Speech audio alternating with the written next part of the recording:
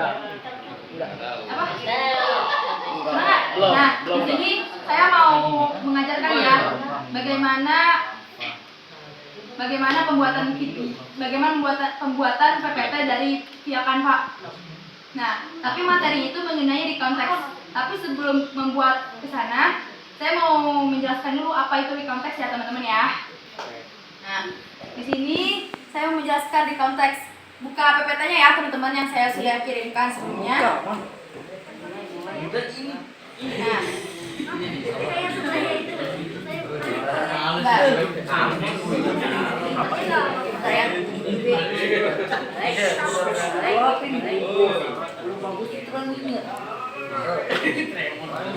nah, di sini kan ada penjelasannya, definisi recontexts. Teman-teman sendiri udah ada yang pernah mempelajarinya belum? Recontexts itu apa artinya? Ya, betul sekali. Apa namanya? Dan. Ya, jadi recontexts itu menceritakan peristiwa yang telah terjadi ya. Berarti kalau telah terjadi ada di masa lalu. Kalau masa lalu itu kalau dalam bahasa Inggris menggunakan verb berapa? 1, 2 atau 3? 2 itu apa, Ram? Masa lampau. Ya, masa lampau. Disebut past tense. Nah, di sini saya akan menjelaskan secara definisi apa recontexts itu. Nah, recontexts in definition to retell experiences in the past. Jadi untuk menceritakan peristiwa kejadian di masa lalu. Nah, next slide. Contohnya nih ya. Contoh recontexts itu ada 4. Nah, yang pertama yaitu personal recount atau cerita pengalaman pribadi. Terus kalau cerita pengalaman pribadi kalian biasanya apa? Cerita pengalaman pribadi maksudnya kalian kayak ngomong ke teman kah? Menceritakan misalnya kejadian kalian sedang ngapain kemarin? Ya, main PF. Terus satu lagi apa? Menceritakan apa ke teman kalian? Apa? ML. Ya. Nah, kalau kalian ceritakan kejadian sebelumnya, terus diceritakan lagi sekarang, itu disebutnya apa? Recontexts. Tapi berbasis personal recount.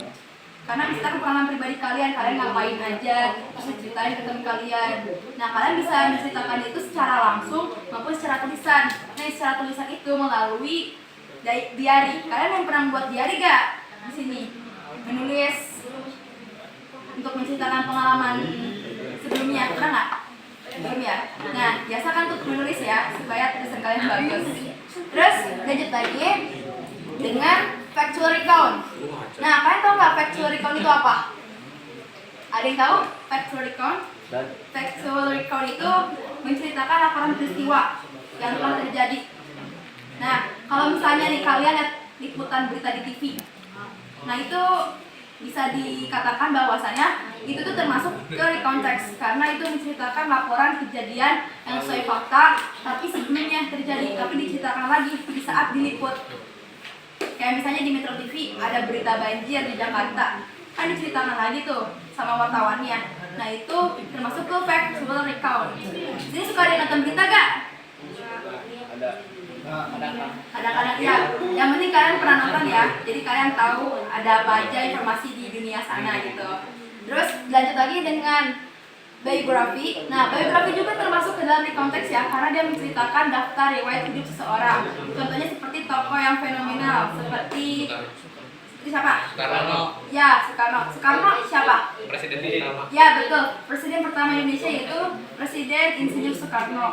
Nah, Presiden Soekarno ini bisa dijelaskan tentang biografinya, yaitu menceritakan riwayat hidupnya, dan biografi ini tuh menceritakan perjalanan hidupnya. Nah, perjalanan hidupnya itu termasuk ke dalam recontexts kalau kalian menceritakan ulang lagi gitu. Terus lanjut lagi ada history, yaitu sejarah. Nah, history juga termasuk ke dalam recontexts. Kenapa? Ya, karena yang sudah lama diceritakan lagi. Ya, history itu kan sejarah. Di sini kan ada piramida. Nah, piramida itu kan nggak langsung tiba-tiba dibangun kan? Ada prosesnya dulu. Nah, prosesnya itu kan nggak mungkin sekarang kan? Pasti masa lalu. Nah, masa lalunya itu tuh disebut recount text kalau yang diceritakannya sekarang gitu. Jadi piramida itu bisa terbangun menjadi bentuk piramid karena apa? Karena ada prosesnya. Nah, prosesnya itu disebut recount text. Tapi itu termasuk ke chronological. Chronological itu pembahasannya yaitu tentang urutan waktu peristiwa. Nah, urutan peristiwa sampai terjadinya sebuah piramida. Historik, sejarah. Terus lanjut lagi. Nah, tujuan dari recount text. Tujuan dari recount text ada yang tahu? Ada yang mau baca? Dari yang PPT yang saya kirimkan via Canva. Boleh dibacain. Gak apa kalau mau baca. Gak apa. Atau kamu yang pegang HP-nya boleh baca. Gak apa, salah itu. Salah karena kan lagi. Teman saya Kak, mau katanya. Apa? Idan. Boleh. Iya. Ya gak apa. Akan dibaca, oke? Ayo.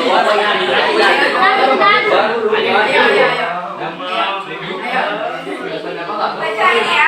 Apa tujuan dari recount text? Ya, ayo dong. Siapa namanya kamu? Jidan. Oke, Jidan. Coba baca ini tujuan dari konteks apa? Coba baca. Iya, nggak apa bahasa Inggris. Ntar kalau ada yang salah saya benerin gitu. Iya. Tulis and explain text.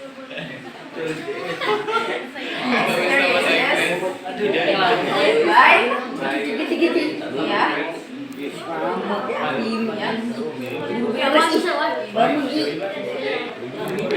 Ya, betul. Tepuk tangan dong. Lanjutkan. Boleh nggak depan? Mau bicara dengan bahasa Inggris gitu. Nah, di sini tujuan dari konteks yaitu tulis and explain past experiences by usual events in the order in which they happen. Jadi tujuan dari konteks itu adalah untuk menceritakan pengalaman lampau secara berurutan. Nah, lanjut. Nah, gimana sih cara buat konteks itu? Ada jenis strukturnya, ada strukturnya. Yang pertama yaitu orientation, yaitu pengenalan. Nah, pengenalan itu ada apa aja sih isinya? Isinya itu ada nama, tokoh, waktu, tempat, ya kejadian. Terus events itu artinya adalah kegiatan. Nah, kegiatan di situ menjelaskan urutan waktu peristiwanya, apa yang telah dilalui, apa yang telah dilaksanakan gitu ya. Terus yang terakhir yaitu reorientation. Reorientationnya itu menjelaskan kembali apa yang dari isi cerita tersebut dan disimpulkan dari keseluruhan apa yang sudah dijelaskan. Nah, itu reorientation itu adanya di akhir penutup cerita. Terus lanjut lagi, next slide. Di sini ada recount text, analyzing recount text, ada teksnya juga, yaitu yang berjudulkan At the Beach title-nya. Nah, di sini dia mau bantu baca di depan Kak, bareng saya. Ayo dong sekarang. Tadi kan kelas 8-nya. Nah, sekarang kelas 7-nya coba. Perempuan ini kelas 7-nya. Coba. Simpang. Ayo, baca. Ayo, bahasa Inggris. Katanya si Dapa boleh nggak maju kelas 1? Nggak boleh. Boleh. Boleh Dapa. Ayo mau maju. Ayo maju. Tapi gengsi ada yang malu-malu Pak. Gak apa-apa, ntar aku aja di depan. Ayo maju. Ayo maju. Lagi. Apa? Ayo. Tepuk tangan dong. Tepuk tangan. Dia udah berani maju ya juga, udah hebat. Bener ya. Ada videonya. Nah, di sini perhatikan ya teman-teman ya. Udah lihat belum teksnya semuanya? Nah, yang belum lihat kasih temennya ya. Maksudnya kasih tahu informasi HP temennya gitu supaya bisa dilihatin slide PPT-nya. Nah, di dalam teks ini dijelaskan tentang recount ya teman-teman. Nah, di sini siapa namanya? Teh Majira mau membacakan teks dalam bahasa Inggris ini ya. Ayo, bacakan. Ada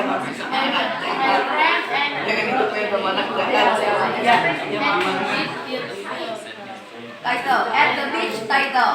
My friend and I went to the beach last week. Terus? Ya, while we were at the beach, we had a full swim. We built sandcastle. Later it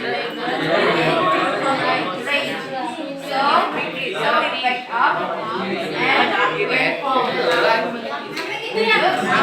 You were tired from our day at the beach, so we went to bed early. Nah, udah jawab selesai ya. Tepuk tangan dong.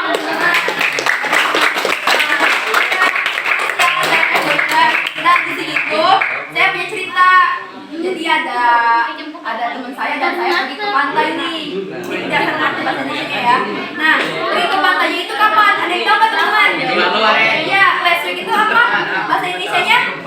Iya, kemarin. Nah, my friend and I went to the beach last week. Nah, itu bagian apa teman-teman? Orientation ya. Itu kalau bagian dari strukturnya itu bagian orientation.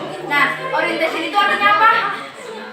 Oh iya, orientation itu pengenalan. Nah, pengenalan itu yang dimaksudkan di konteks awal teks ini yaitu untuk menceritakan apa yang dilakukan, siapa yang terlibat, kapan dan di mana terjadinya.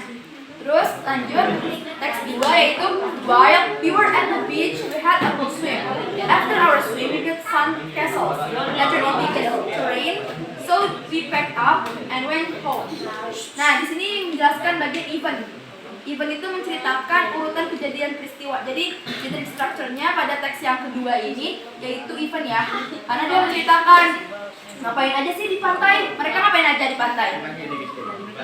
Ya, berenang, swimming. Terus bangun di sana pasir. Terus pas bangun di sana pasir, turun hujan. Nah, turun hujan dia di situ aja apa langsung berjamas nih? Ya, dia berjamas untuk pulang karena hujan turun. Terus lanjut lagi, yang teks akhir yaitu we were tired from our day at the beach, so we went to bed early. Nah, bagian akhir itu bagian apa teman-teman? Ada yang tahu nggak? Ada yang tahu nggak? Ada yang tahu nggak? Bagian akhir teks cerita ini bagiannya apa? Bukan gua bilang. Reorientation. Ya, reorientation. Ada yang tahu artinya apa? Apa? Ada yang tahu artinya apa juga dong? Reorientation apa? Itu apa? Reorientation artinya apa? Apa? Yang benar dong baca. Dan ya bisa dia.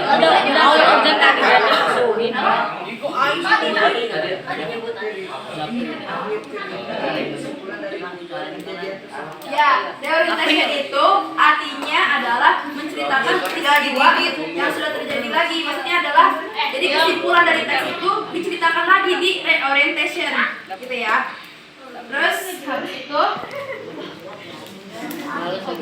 lanjut. Next slide. Ya.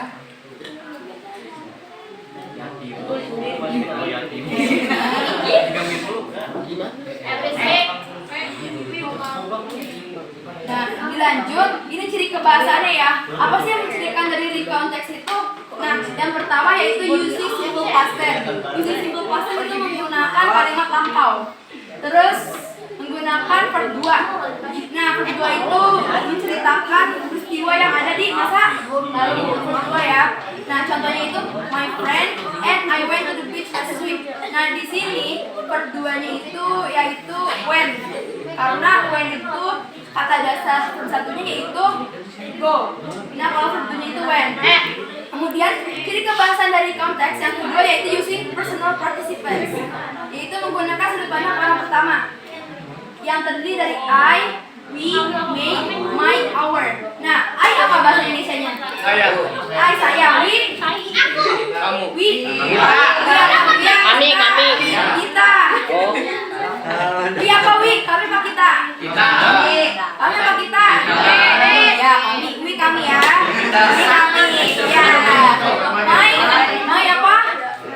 My itu punya saya. My.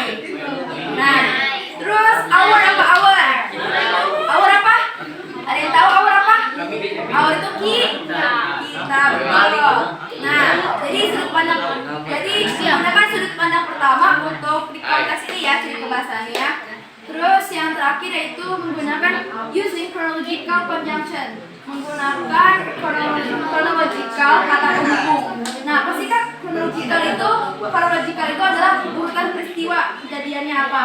Nah, di sini itu menggunakan conjunction. Ada yang tahu teman-teman conjunction itu apa? Konjungsi kalau bahasa Indonesianya. Konjungsi itu adalah kata kata bu, iya kata hukum. Jadi dalam peristiwa cerita itu harus ada kata hukumnya kan, harus ada kata hukum supaya konsep ceritanya itu berurutkan ya teman-teman. Nah, contohnya apa aja kata hukum conjunction? Di sini ada first, ada next, ada then ya. Ya. Oke teman-teman, thank you for watching ya. Terima kasih. Nah, selanjutnya di sini saya mau menjelaskan ke kalian nih cara menggunakan aplikasi translate penerjemah. Nah, teman-teman sendiri suka translate dari bahasa Inggris ke bahasa Indonesia kan, teman-teman? Nah, biasanya kalian pakai aplikasi apa buat translate? Google. Nah, selain aplikasi Google Translate, ada juga aplikasi yang namanya Deeply Translate ya.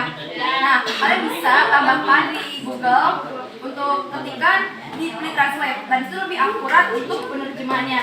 Nah, ini ya teman-teman ya, saya tunjukin. Ini teman-teman. Jadi kalau misalnya kalian mau translate ke Google, kalian bisa buka Google Translate dulu, Google Translate, Google Chrome, Google Chrome. Nah, kalian masuk ke ini ya, Gmail kalian dulu, yang bisa akses. Terus kalian buka aplikasi Deeply.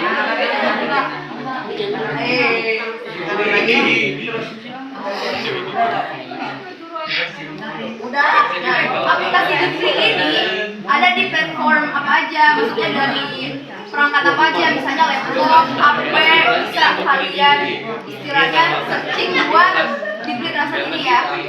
Nah, kan di sini kan ada terjemahannya ya, aplikasi terjemahan Deeply-nya. Kalian bisa tambahin ya di HP kalian ya. Kalau misalnya kalian mau terjemahin dari bahasa Inggris ke bahasa Indonesia.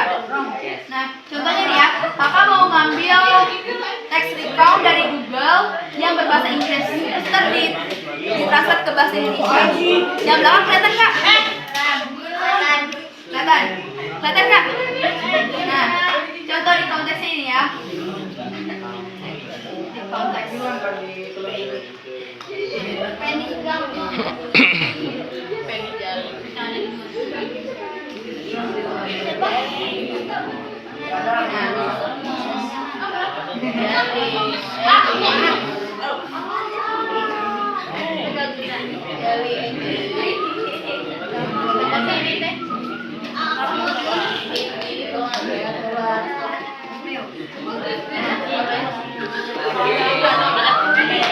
Ini contoh teks recount nih ya teman-teman.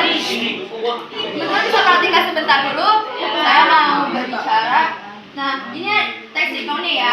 Kalian bisa copy ini, copy teksnya, terus habis itu kalian beralih ke Deeply Translate, terus kalian paste di sini. Nah, aplikasi ini udah ngedetect ini penggunaan bahasa apa? Karena di platform Deeply ini ada banyak ribuan bahasa yang bisa ditranslate ke bahasa yang kalian mau gitu.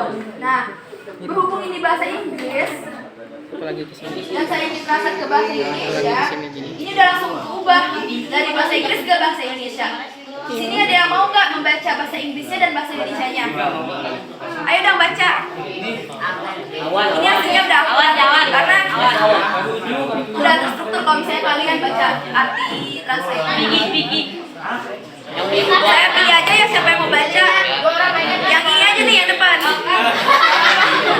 Siapa namanya Kak? Ada, lanjut ya. Ayo maju.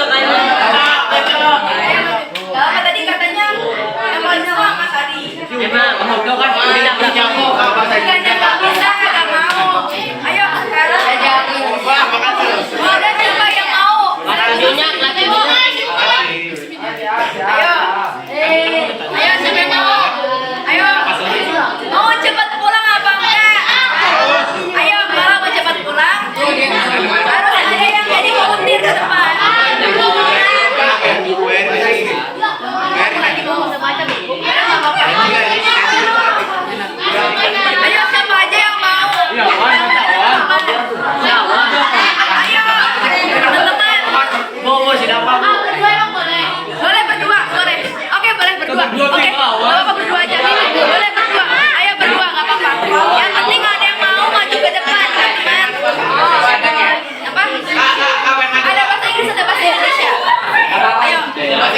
Ayo maju nih ya. Ya udah yang cowoknya satu cowok satu cewek. Ya udah sini kamu maju. Lagi kamu tadi ya. Ini udah maju. Jidan. Ya udah, yang belum maju aja. Tapi gak apa-apa yang ini kalau mau maju itu situ deh. Gak apa-apa. Ini yang tadi udah maju. Ini yang tadi udah maju. Gak apa-apa, kamu aja maju di sini. Ini teh. Teteh siapa namanya? Teteh Anggi sama teteh Selina. Oke. Siapa yang membaca bahasa Inggrisnya? Selina. Teman-teman dengerin ya. Selina mau baca bahasa Inggrisnya. Ini. Oke. Teman-teman dengerin ya. Ayo. 1, 2, 3 baca. Iya ini.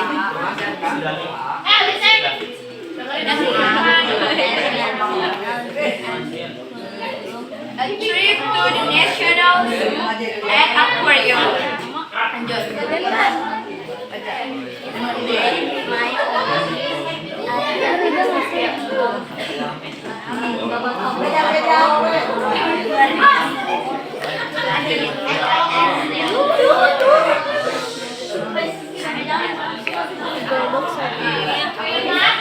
Yesterday, my family and I went to the National Zoo.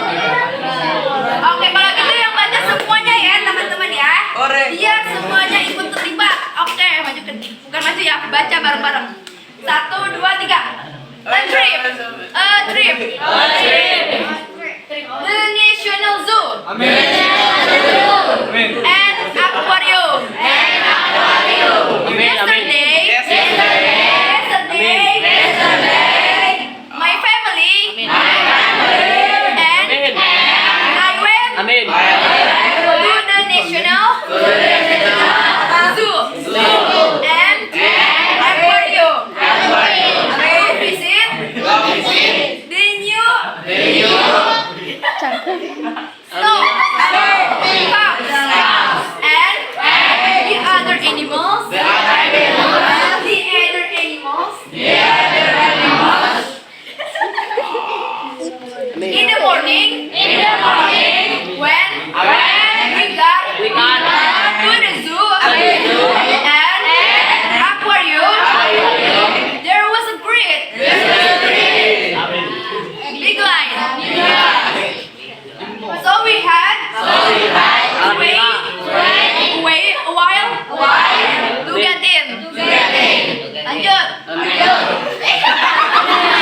After we entered the zoo, we went straight to the enclosure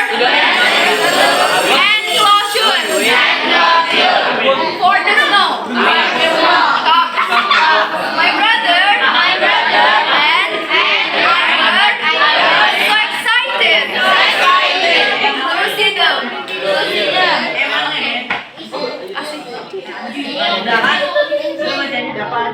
Kamu aja.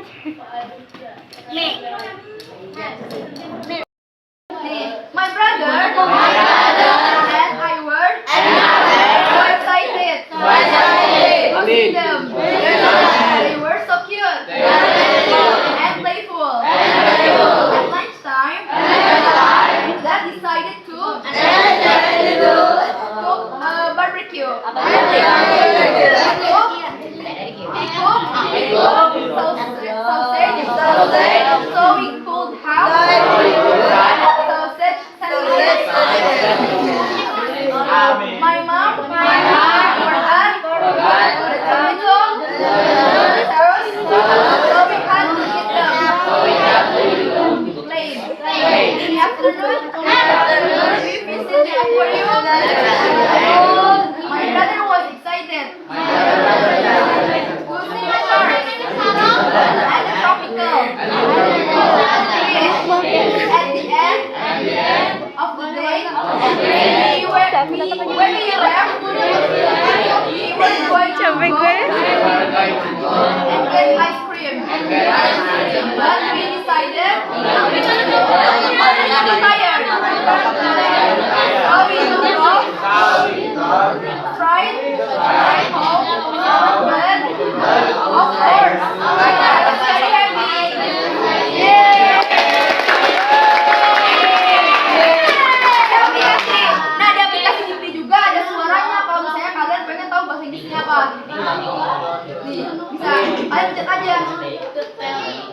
Ya.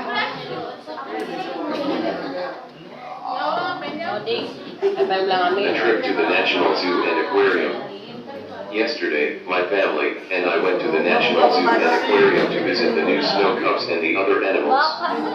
In the morning, when we got to the zoo and aquarium, there was a great big line, so we had to wait a while to get in. After we entered the zoo, we went straight to the enclosure for the snow cubs.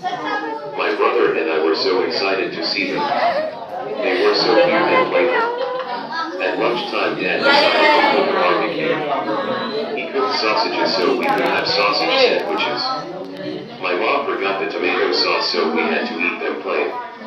In the afternoon, we visited the aquarium. My brother was excited to see the sharks and the tropical fish. At the end of the day when we left, we were going to go and get ice cream, but we decided we were too tired, so we drove straight home. But of course I was very happy. Nah, jadi di aplikasi Dipri ini selain bisa penerjemahan dilakukan, bisa juga kalian dengerin suara audionya ya dari listening ini di sini. Kalian tinggal tekan aja. Nah, di sini juga ada penerjemahannya dan lebih akurat. Di sini saya akan bacakan saja ya apa arti dari bahasa Inggris ini. Jadi ini perjalanan ke kebun binatang dan akuarium nasional. Kemarin, saya dan keluarga saya pergi ke National Zoo dan Aquarium untuk mengunjungi snow cubs yang baru dan hewan-hewan lainnya. Di pagi hari ketika kami tiba di kebun binatang dan Aquarium, antrian pengunjung sangat panjang, jadi kami harus menunggu beberapa saat untuk bisa masuk.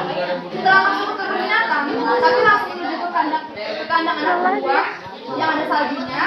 Saya dan adik saya juga sangat senang melihat mereka di sana. Mereka sangat lucu dan menyenangkan. Saat makan siang, ayah memutuskan untuk masak barbecue. Dia masak sosis agar kami bisa makan roti. Saya lupa membawa saus tomat sehingga kami harus memakannya tanpa saus. Sore hari kami mengunjungi akuarium dan kakak saya sangat senang sekali dengan hiu itu dan ikan-ikan hiu lainnya. Di pagi hari ketika kami pulang, kami ingin membeli es krim atau jangan dulu? karena terlalu lelah. Jadi kami harus pulang ke rumah. Tetapi tentu saja saya sangat senang. Oke, makasih ya teman-teman. Jadi saya jelaskan ulang lagi bahwasanya aplikasi Dipri ini selain bisa menerjemahkan translate dari bahasa Inggris ke bahasa Indonesia, kalian juga bisa dengerin audionya ya, audio listeningnya supaya kalian bisa tahu cara mengucapkan bahasa Inggris yang baik dan benar. Terima kasih sebelumnya. Wassalamualaikum warahmatullahi wabarakatuh.